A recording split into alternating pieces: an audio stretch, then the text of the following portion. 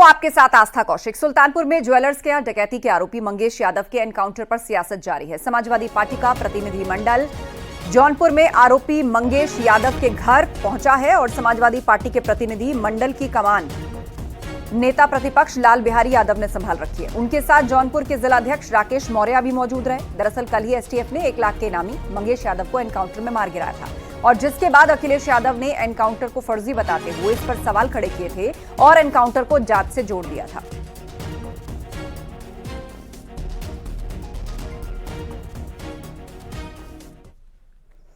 Sultanpur encounter पर लगातार राजनीति हो रही है। कल से लेकर अभी तक समाजवादी पार्टी लगातार सवाल उठा रही है और सरकार पर हमला कर रही है। कहूंगा कि उस हत्या को आप लोग इनकाउंटर मत कहिए। जिस अपराधी को पुलिस ने 2 दिन पहले उठा लिया, सटा करके गोली मार दी, जब हमारे नेता माननीय अखिलेश यादव जी ने सवाल खड़ा किया तो अब मेडिकल रिपोर्ट चेंज करा रहे हैं। तो समाजवादी पार्टी ने इस बात को कहा है कि सर्वोच्च न्यायालय स्वतः संज्ञान ले। ये इनकाउंटर नहीं है, ये हत्या है और हम हत्या के खिलाफ हैं। हम अपराधियों के पक्ष में नहीं हैं, क्योंकि हम लोग ये जानते हैं कि इस देश में कोई भी अपराधी हो, वो न्यायपालिका के तहत, कानून के तहत उसको सजा मिलनी चाहिए। गुरुवार को सुल्तानपुर में एनकाउंटर में मारे गए मंगेश यादव के घर सपा नेताओं के जाने पर भाजपा हमलावर है। बीजेपी ने कहा है कि सपा के जाति प्रेम ने उत्तर प्रदेश को गर्त तक पहुंचाया था। साथ देने में समाजवादी पार्टी किस न्यूनता तक जाएगी? अब समाजवादी पार्टी अपराधी के घर जाकर के मातम पुरसी करना चाह रही है। पहले मुख्तार अंसारी के घर जाकर के वहां मातम पुरसी करने का काम अखिलेश यादव जी करते हैं और अब मंगेश यादव, जो 1 लाख रुपए का इनामिया बदमाश था, जो पुलिस पर गोली चलाने का दुस्साहस कर रहा था, अब उसके यहां फातिहा पढ़ने के लिए समाजवादी पार्टी के नेता प्रतिपक्ष विधान परिषद के जा रहे हैं। ये समाजवादी पार्टी का जाति प्रेम उत्तर प्रदेश को लेकर के गर्त में गया था, ये उत्तर प्रदेश को फिर गर्त में लेकर जाना चाहते हैं। करहल सीट के प्रभारी मंत्री योगेंद्र उपाध्याय ने एनकाउंटर विवाद में समाजवादी पार्टी पर पलटवार किया। कौन खड़ा है या अपराधों के साथ कौन खड़ा है, यह देखने की बात है। मैं यादव की छोड़ दीजिए, विकास दुबे की बात करता हूं।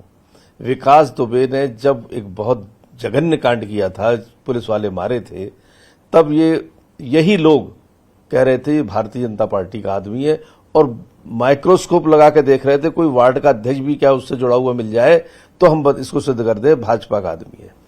जब वो दौर खत्म हुआ और यहां उज्जैन में जाके पकड़ा गया तो क्योंकि महाराज जी के जो नेटवर्क था उसने उसको वहां से पकड़ दिया, तब इन्होंने कहा कि ये गिरफ्तारी नहीं है, दिस इज सरेंडर, मिलकर इसको वो किया गया है।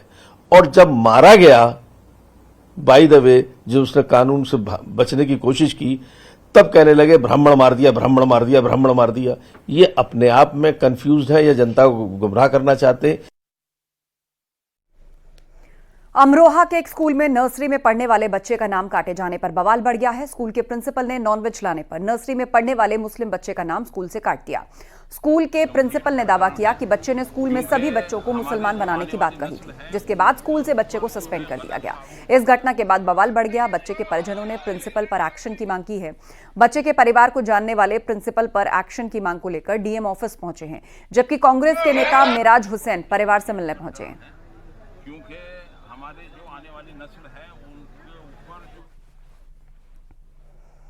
स्कूल के प्रिंसिपल का एक वीडियो भी सामने आया है, जिसमें स्कूल के प्रिंसिपल बच्चे की मां से कह रहे हैं कि वो ऐसे बच्चों को नहीं पढ़ा सकते जो स्कूल में नॉनवेज लाता है और हमारे मंदिरों को तोड़ता है।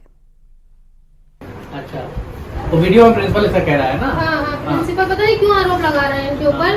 हमारे भी समझ में नहीं आ रही। 2 तारीख को बच्चा स्कूल गया, ठीक है, तो इनको नेशनल असेंबली तो हो गई थी, असेंबली के बाद इन्हें बुलाया, पहले पता नहीं मारा है, जो भी करा हो इन्होंने, इसकी वीडियो बनाई। क्लास में नहीं आपके बच्चों को पढ़ाना हमें फोन करना था या नहीं? संस्कार वाले बच्चों को हमें नहीं पढ़ाना सर। 3 महीने से हमारे है ना, मंदिरों को तोड़ेंगे, ऐसा कुछ नहीं है। तोड़ेंगे, सुनिए, हम बच्चों को तोड़ेंगे और नॉनवेज लेकर के आएंगे। आपने कई बार नॉनवेज भेजा है, बच्चा आपका कह रहा है इस चीज मैं नॉनवेज लेकर के आता हूँ, मैं सबको नॉनवेज ला करके मुसलमान बनाऊंगा, ये बच्चा कहता है आपका। और 3 तस्वीरें इस वक्त आपके सामने हम दिखा रहे हैं इस पूरी घटना से जुड़ी हुई। एक तरफ प्रिंसिपल का ये वीडियो जो है वो वायरल हो रहा है, जहां पर प्रिंसिपल बच्चे की मां से कह रहे हैं कि आप ही के बच्चे ने माना है कि वो बार बार नॉनवेज लेकर आता है और वो बच्चों से ये भी कहता है कि वो सबको नॉनवेज खिलाकर मुसलमान बनाएगा। दूसरी तरफ एक्शन की मांग चल रही है प्रिंसिपल पर, क्योंकि बच्चे से जुड़ा जो समुदाय है वो नाराज है, क्योंकि बच्चे का नाम स्कूल से काट दिया गया इस घटना के बाद। और कांग्रेस के नेता भी बच्चे के घर पर पहुंचे हैं और उन्होंने इस मामले में प्रिंसिपल से एक्शन की मांग की है। और दूसरी तरफ प्रिंसिपल का आरोप है कि स्कूल में नॉनवेज लाना मना है, उसके बावजूद भी बच्चा बार बार नॉनवेज लेकर आता है और अपने साथ के बच्चों से कहता है कि वो उनको भी नॉनवेज खिला करके मुसलमान बना देगा। लिहाजा स्कूल में इस तरह की विचारधारा की कोई जगह नहीं है। हालांकि प्रिंसिपल जो हैं वो ये भी कहते नजर आ रहे हैं वीडियो में कि मंदिरों को तोड़ने वाले और मुसलमान बनाने वाले बच्चों को हम नहीं पढ़ा सकते।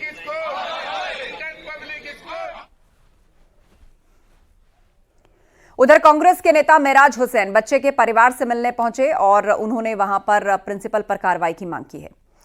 अमरोहा के स्कूल में मुस्लिम बच्चों के नॉनवेज ले जाने के मामले में लगातार बयानबाजी हो रही है। संत समाज ने नाराजगी जताई है। संत समाज ने कहा है कि स्कूल विद्या का मंदिर होता है, वहां किसी भी तरह से नॉनवेज ले जाना ठीक नहीं। देखिए, दोनों की तुलना बहुत गलत है।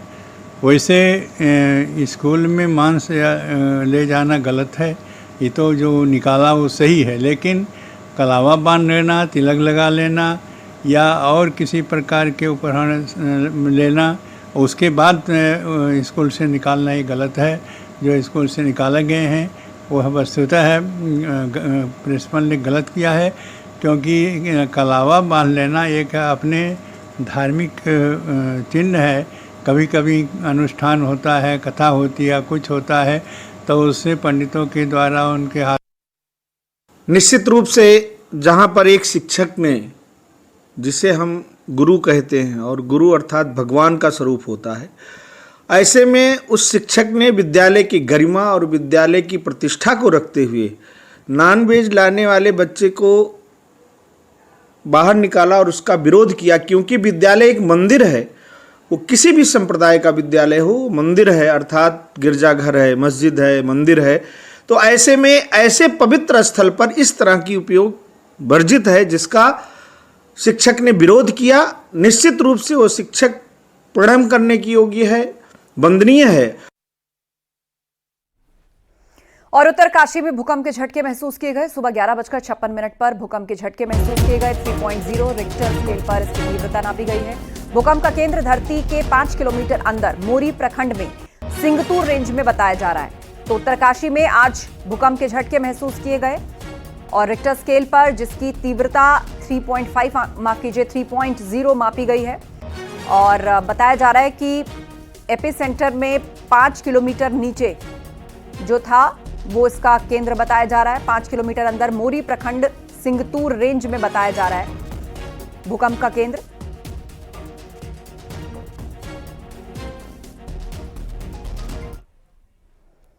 एल्विश यादव सिंगर फजल पुरिया पर शिकंजा कस रहा है। जल्द चार्जशीट दाखिल करेगी ईडी। सूत्रों के हवाले से यह बड़ी खबर मिल रही है। गाने से 50 लाख से ज्यादा की कमाई, ये ईडी की फाइंडिंग्स में मिला है। फजल पुरिया के गाने में सांप दिखाई दिए थे। दोनों की संपत्ति भी जब्त कर सकती है ईडी, ये सूत्रों से खबर मिल रही है। एल्विश की संपत्ति जब्त कर सकती है ईडी।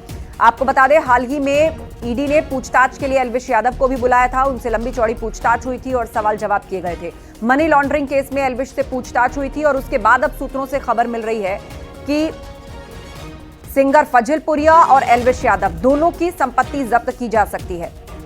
फजल पुरिया और एल्विश यादव पर ईडी का शिकंजा कस सकता है। जल्द ही चार्जशीट भी दाखिल करेगी ईडी। गाने से 50 लाख से ज्यादा की कमाई, ये बात सामने आई है ईडी की पूछताछ में। यूट्यूबर एल्विश यादव और सिंगर फाजिल पुरिया की मुश्किलें बढ़ने वाली हैं। ईडी सूत्रों की माने तो एल्विश यादव और फाजिल पुरिया की संपत्तियों को अटैच करने की तैयारी चल रही है। एल्विश यादव से मनी लॉन्ड्रिंग के मामले में ईडी 3 बार पूछताछ कर चुकी है। सिंगर फाजिल पुरिया से भी ईडी लखनऊ जोनल ऑफिस की टीम पूछताछ कर चुकी है। ये बात सामने आ गई है कि फाजिल पुरिया के एक मशहूर गाने में जिन सांपों का इस्तेमाल हुआ था उसकी सप्लाई एल्विश यादव ने की थी। यही नहीं, यूट्यूब के जरिए एल्विश यादव की होने वाली कमाई की डिटेल भी ईडी ने जुटा ली है। लग्जरी गाड़ियों, विदेश यात्राओं, बैंक खातों की जानकारी के मुतल्लिक भी एलविश यादव से कई दफ़ा पूछताछ हुई है। अब ईडी के सोर्सेस कंफर्म कर रहे हैं कि जल्द ही मनी लॉन्ड्रिंग के इस मामले में चार्जशीट दाखिल की जाएगी और फाजिल पुरिया, एलविश यादव की संपत्तियों को जब्त करने की कार्रवाई भी हो सकती है। कैमरामैन मनोज शाही के साथ ऋषमणि त्रिपाठी, न्यूज़ 18 लखनऊ। और बस्ती जिले में बिजली विभाग का अजब गजब कारनामा सामने आया है। बिजली विभाग ने उस शख्स को 1,80,000 का बिल थमाया है जिसके घर में बिजली का कनेक्शन ही नहीं है। बिना कनेक्शन के लिए भारी भरकम बिजली बिल देखकर दिव्यांग राम फेर के होश उड़ गए और अब वो बिजली विभाग के दफ्तर के चक्कर लगा रहा है। वहीं दूसरा मामला लालगंज थाने के जिभियाव गांव का है। यहां पर बिजली विभाग में शोएब नाम के एक व्यक्ति को 82,000 का बिल थमा दिया। 3 महीने पहले उसके घर का मीटर खराब हो गया था और उस समय 591 रुपए बकाया था। बार बार एप्लीकेशन देने के बाद भी मीटर नहीं बदला गया और जिसको लेकर जेई से बहस भी उसकी हुई और फिर उसके घर बिजली का बिल 591 रुपए से बढ़कर 82,000 हो गया। पीड़ितों ने इसकी शिकायत सुपरिंटेंडेंट इंजीनियर से की है और इंजीनियर ने दोनों मामलों की जांच के आदेश दिए हैं। कितना बिजली बिल आया है? अरे साहब आयल 1,80,000। अब बिजली नहीं लगा आपके? साहब आज तक ले एकदम क्रिया खाए लायक है और कहावत आई साहब, कुछ कहीं ना जाते। कहीं किसी से आपने शिकायत किया था कभी? शिकायत साहब वह बनकटी कैले रही है। तो कोई आया था? हाँ आवक तो बहुत जनी अला गईला बाकी कुछ भैर गई ना है साहब। जब एक बार लाइट का बिल, बिजली का बिल निकालने के लिए आए तो हम उनसे बोले कि इतना लाइट का बिल क्यों आ रहा, और लाइट जब कट जाता है तो कोई अधिकारी नहीं आता है। तो इसी के जिद बस उन्होंने लाइट हमारा काट दिया था और बिजली का बिल इतना ज़्यादा भेज दिया। कितना है बिजली का? हमारा उनका थोड़ा बहुत बहस हो गया था। किस बात को लेकर हुआ था? इसी बात लाइट को लेकर। तो अभी क्या स्थिति है आपकी? अभी बिजली का बिल बहुत ज़्यादा आ गया है। कितना है? 82,000 कुछ रुपए आया था और हम कैसे जमा करें, हम इतना गरीब हैं। जांच का विषय है, दिखवा के देखा जाएगा कि इसमें कनेक्शन ऐसा तो नहीं है कटिया कनेक्शन जब चल रहा हो लिया हो और पैसा नहीं जमा किया हो, जब अचानक बिल आ गया, कनेक्शन लेटराई हो गया उसके नाम से, तो इसको जांच करा के कार्रवाई करें। सर वही प्रकरण एक जिभियाव में भी है बिजली के बिल को लेके कि मीटर उपभोक्ता अगर रीडिंग ले आता अपनी तो देख लेते हैं कि अच्छा तो नहीं है कि गलत रीडिंग से बिल बन गया। कानपुर में गंगा नदी में डूबे स्वास्थ्य विभाग के अधिकारी आदित्य वर्धन का 6 दिन बाद भी पता नहीं लग पा रहा। एनडीआरएफ, पीएसी और जल पुलिस सभी खोज में जुटी हुई है, लेकिन उसके बाद भी अब तक उनका पता नहीं चल सका है। वो अपने दोस्तों के साथ गंगा में नहाने गए थे, तभी वो हादसे का शिकार हो गए। ड्रोन की मदद से भी एनडीआरएफ सर्च ऑपरेशन कर रही है। परिजनों का आरोप है कि अगर मौके पर मौजूद गोताखोर फौरन रेस्क्यू शुरू करते तो उनको बचाया जा सकता था, लेकिन उन्होंने पहले पैसे ट्रांसफर कराए, फिर रेस्क्यू में जुटे, तब तक वो नदी के बहाव में डूब गए। 5 दिन पहले गंगा में अपने दोस्तों के साथ पहुंचे उप निदेशक स्वास्थ्य जो कि वाराणसी में पोस्टेड थे, गंगा के बहाव में बह गए, डूब गए। इसकी सूचना जब पुलिस और आला अधिकारियों को लगी तो हड़कंप मचा, जिसके बाद पिछले 6 दिन से लगातार गोताखोर से ढूंढ रहे हैं। 55 किलोमीटर तक का सफर तय किया जा चुका है। इस वक्त न्यूज़ 18 टीम ग्राउंड जीरो पर उसी छोर पर है जहां से एनडीआरएफ, पीएसी, पुलिस, गोताखोर 63 से ज्यादा गोताखोर अभी तक लगाए गए। 55 किलोमीटर का सफर तय हो चुका है। कई स्टीमर्स, बोट लगाए गए हैं, ड्रोन कैमरे का इस्तेमाल किया गया, मगर अभी तक उस उप निदेशक का पता नहीं कि आखिर वो है तो है कहां। ऐसे में जहां एक और पुलिस प्रशासन अपनी पैनी नजर बनाए तो वहीं घाटों से लेकर बांध के छोर तक जाल बिछा दिए गए। अब देखना यह होगा कि पुलिस को सफलता कब मिलती है। विजनस्ट आशीष पांडे के साथ अमित गंजू, न्यूज़ 18 कानपुर। शाहजहांपुर में बुखार आने पर लड़की की मौत के बाद अब उसका दूसरी बार पोस्टमार्टम करवाया जाएगा। पहले कराए गए पोस्टमार्टम में लड़की के फेफड़े और लिवर खराब होने से मौत होना बताया गया था, जिससे परिवार के लोग संतुष्ट नहीं थे। पोस्टमार्टम कराने के बाद परिवार ने शव लेकर रोड पर हंगामा किया था और इनकी मांग है कि गलत इंजेक्शन लगाने वाले डॉक्टर्स के खिलाफ कार्रवाई की जाए। पुलिस ने अंतिम संस्कार कराने के लिए परिवार का काफी मान मनव्वल किया। अब शव का दूसरी बार पोस्टमार्टम होगा। सीएमओ के आदेश पर 3 डॉक्टर्स का पैनल बना दिया गया है और पुलिस का कहना है कि पोस्टमार्टम रिपोर्ट आने के बाद आगे की कार्रवाई की जाएगी। हमें इंसाफ चाहिए, हमें डॉक्टर के चाहिए, हमें गिरफ्तारी चाहिए डॉक्टर की, और बस डॉक्टर की हमें गिरफ्तारी चाहिए। बाद में जो है वो बाद में और देख रहे हैं।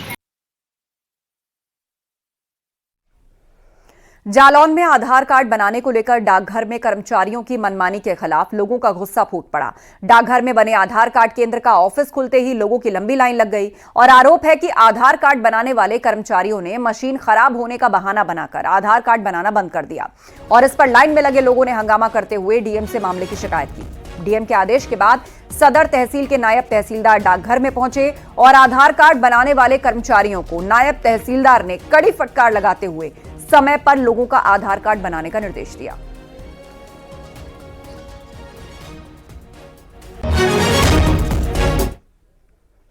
बुलंदशहर में थाना अहमदगढ़ पुलिस का अमानवीय चेहरा सामने आया। आरोप के मुताबिक पुलिस ने एक शख्स की जमकर पिटाई की और इसका वीडियो सोशल मीडिया पर वायरल हो रहा है। वायरल वीडियो में आप देख सकते हैं कि पुलिसकर्मी किस तरह उसे सड़क किनारे जमकर पीटते नजर आ रहे हैं। बताया जा रहा है कि चेकिंग के दौरान बाइक पर 3 लोग सवार थे। पुलिस को देखकर इन लोगों ने डर से बाइक नहीं रोकी, जिस पर पुलिस ने बाइक चलाने वाले शख्स को जमकर पीट दिया। इतना ही नहीं, पुलिस ने अभद्रता का आरोप लगाते हुए शांति भंग करने का चालान कर दिया।